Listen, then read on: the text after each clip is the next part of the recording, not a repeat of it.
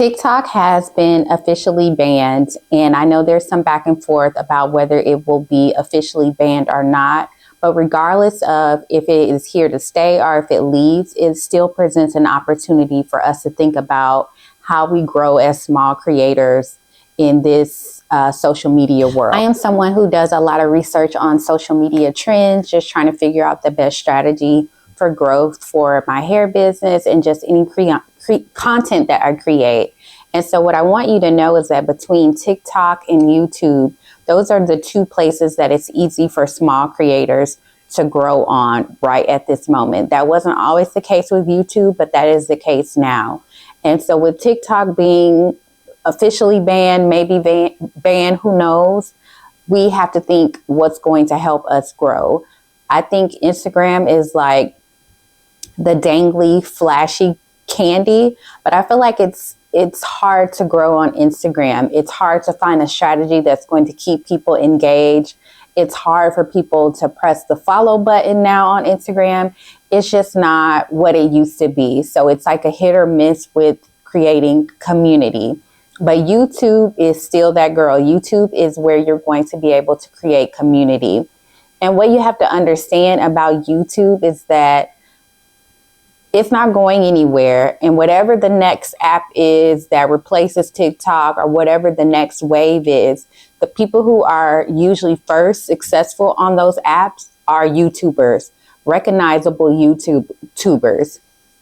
Some of the more popular people on TikTok have been Aaliyah Face. She got popular here on YouTube first. Jackie Aina, she got popular here on YouTube first. So then it's easy for her to migrate to TikTok. It's easy for them to migrate to Instagram. And even though they can get new audience on that platform, they're able to start with that social proof already because people are already following them. And whether we like it or not, human behavior is that we're going to follow the masses. So if you go to someone's page and you already see that they have a large following, you're more likely to follow them, especially if you came across a video that you already engaged with and you like the video. You are more likely to continue to follow those people. Those people also are more likely to have comments under their videos on an Instagram and a TikTok, which gives you the open door to also comment. YouTube, even though people have a community, I feel like it's not a popularity contest as much as it can be on Instagram. YouTube is still that girl. I'm gonna just keep saying that. And it took me a while to really understand it because YouTube did seem challenging. It's long form content and it's like, okay, how am I going to keep people engaged? But we are going to take all that negative talk out of our head and we're going to actually commit to YouTube. So I came across this video this morning by a creator named Meta, and she is giving us the tea on how she was able to get monetized in 7 days. And her strategy really was that she is committed to posting a video every day for 30 days. And I want us all to be on that same journey. Even if you can't post a video every day for 30 days, I want you to be committed that within these 30 days, you're going to post as much as possible. You're going to get in front of the camera. You're going to talk about what you're passionate about, and you're going to let God do his thing. That's what's going to happen. Like I said, she's monetized in 7 days, and her premise is that it's possible for small creators. And so what I was telling you before with YouTube, whenever you went to your home page or like your follow page, you were going to see big creators pushed out, even if you weren't interested in that topic. But YouTube is trying to change their algorithm to where it is more interest-based. And so you will see creators with a different range of followings. Now, even if the smaller creator is pushed, you still want that. Even if you are pushed, is what I'm saying, is you still want to have quality content. You can't just try to take advantage of this situation and not provide something that people really want to see. And I will also say that in regards to Meta, what is being pushed a lot on YouTube right now, which I mentioned in another video, is content about YouTube. Outside of content about YouTube, you're going to have to really be consistent. You're going to really have to have something that keeps people wanting to come back. And I'm not saying that that's easy to find or that I even know the exact answer to that, but it is about, I know, showing up and showing your personality. That is hands down going to be the most important strategy. There is a guy on here who is popular now. I'll have to try to find his name, but he's only telling stories about fishing. And I don't know who first came across him, but they basically said this man was posting in his own world, doing his own thing, making all these videos, whether he had a large following at that time or not. And then all of a sudden somebody came across it. And now this man is like blowing up on YouTube, just telling fish stories about liking to fish. I think he even started saying when he first started fishing, he wasn't even really good at it, but it was just his interest and he's sharing it with us. And now people have caught on to it. So I'm not saying that we all have the answer, but if you commit, even if you commit beyond the 30 days, if you commit to 90 days of really putting yourself out there, trying different videos that are all still within the same realm, you're going to come across something that sticks with people and something that actually hits. And when you do, it's going to be worthwhile because, like I said in the beginning, YouTube creators have that ability to move to different platforms and already have an audience. So it is in your best bet right now to push out the noise about TikTok, push out the noise about Instagram, Twitter, all of that, and focus your energy on YouTube. There's YouTube Shorts that they're trying to push. So anytime YouTube is trying to push something, they're going to give that attention to it in the algorithm. So a lot of people are like, don't focus on shorts. Don't listen to that. Decide what's going to work for you. What I've seen work is that I will put a short up and it's related to one of my long form videos. So if I do a hair video, like if I do this hairstyle as a long form content video, I'll put that video up first and then I'll put a short up under it and I'll do a short after it. And I will make sure the short links to the long form video. And I've seen people watch both and I've seen audience growth from doing that because it's like, okay, now that YouTube is allowing you to hook it, it's like, okay, well, I saw that short of the hairstyle and I really like the hairstyle. So let me go watch the long form piece of that content. And YouTube is a great place for that because people know on YouTube, they're programmed to watch a longer video. So why not take advantage of it? Even if it's 10% of your audience, that's 10% more people that are watching your long form video that came over from your short. So why not try that strategy? So the ball is in our court and I want to inspire you and I want to push you to record videos. Even if you do want to continue an Instagram strategy, make YouTube your main baby, make YouTube your bag. Because if you can get those 4,000 watch hours, which is what I'm on the journey for, I'm about to commit to Meta's 30 days. And she also has a group that's encouraging each other and allowing each other to get those watch hours. We're about to do this. And then the world is our oyster after that, after we get to the point of being monetized and creating a community of people that we can continue to uplift each other and inspire each other to keep growing. I think that there's a lot of community lacking in social media because people can't understand if people's intentions are real anymore on this app. Are you on here for money?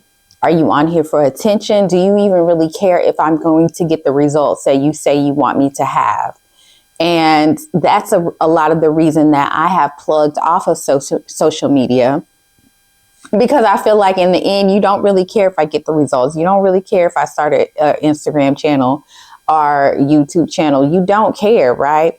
At the end of the day, you care about your views and your pockets. And I'm not saying that we can't do both, but I feel like it has been lacking that there's a true concern about both. And even myself, sometimes I go back and forth. I'm like, okay, am I supposed to be up here inspiring? Am I supposed to keep it just business? Like, how is this supposed to run? But we are going to scratch all of that overthinking, and we're going to get in front of the camera, and we're going to let these things work themselves out, and not let them work themselves out in our head where there's no action behind it, right? Because we can go in a merry-go-round in our head about how we think things are going to turn out. But action is going to be the true storyteller in the end, right? When you put that action out there, you will get your answer about if consistency works, if the stories that you want to tell actually connect with an audience and build a community. You're not going to get those answers in your head. So I also want to leave you with this. I have a full-time job. I have kids, so I know what it's like to be busy and not understand how YouTube is going to fit into your daily strategy. But you owe it to yourself to just take 30 minutes, sit down and record, get those thoughts out, start with what you have.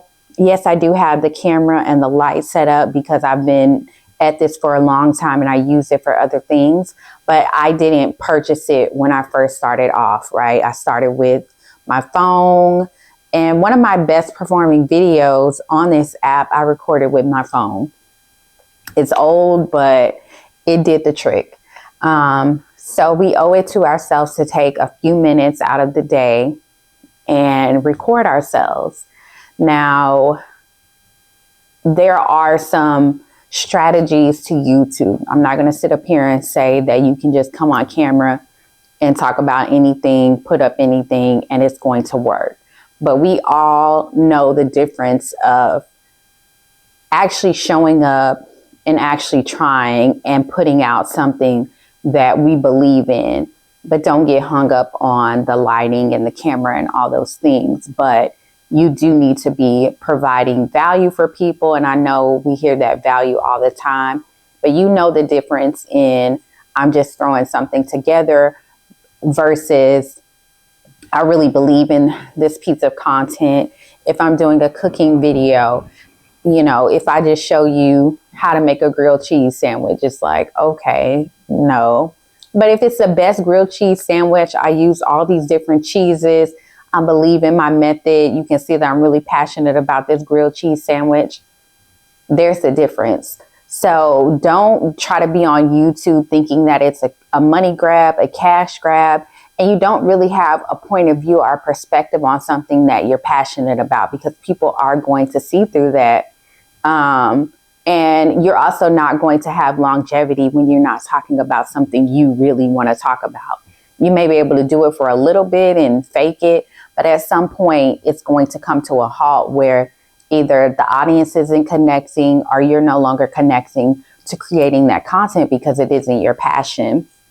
I'm very passionate about video. I'm very passionate about pictures and being creative and using that to express yourself, to heal yourself. So this is something that I could talk about forever and forever. And hopefully it does connect with the people. That part I have to take my hands out of. All I can do is put my heart and my soul and my thoughts into it, but I cannot control, you know, to a certain extent how it goes out into the world. But it is time for us to step in front of the camera and stop being afraid of each other and stop being afraid of judgment, and realize that there is a lane for those people who deserve the lane. Because I'm not going to sit up here and say that everybody deserves a lane, that everyone's going to have engaging content, and that really even needs to be talking about something if there's no substance to it. But you know who you are. You know the calling that you have on your life. You know the light that you're able to share with others. And it took me a while, and I'm still learning to embrace being a light for others. It's not something that comes so naturally, right? You don't want people to come towards you and you feel like you're not able to continue to have that light for them, and or that you let them down. And make sure your videos are 20 minutes. I forgot to say that. That is Meta's advice, and I agree. You got to have some time limit on these videos so that you can run up these watch hours and you can continue to grow your community and share value and pay your bills, because the economy is not playing with us right now. So TikTok is banned or not banned. But what we're going to do is we're going to focus on YouTube. We are going to find the strategies that work for us as small creators. If you're a hairstylist, whatever it is, we're going to find our lane. And I think that lane begins with YouTube. So I will see you guys in the next one.